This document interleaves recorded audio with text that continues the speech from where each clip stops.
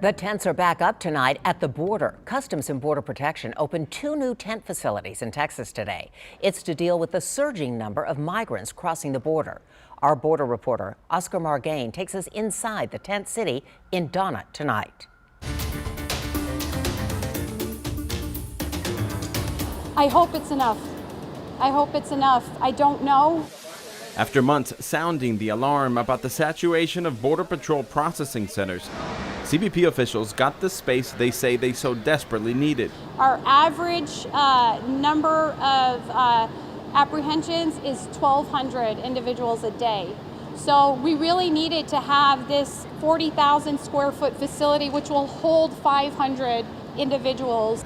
The two sites in Donna and El Paso opened simultaneously, like they did in late 2016 during the last wave of undocumented immigrant crossings.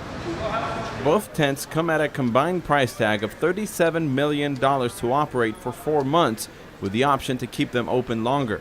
This 40,000 square foot facility is divided up into 5 different pods. This is just one of them. It will also be partitioned depending on the groups of migrants. As you can see, there's already several stacked mattresses here.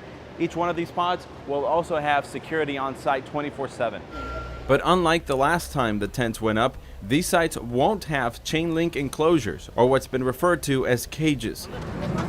Another difference, the make of the migrant population coming across the border. This go around, it's a lot of family units. The main difference in operations for us is family units are showing up with a lot of infants. A 240% increase in family units compared to last year, according to Border Patrol. It's hard to tell.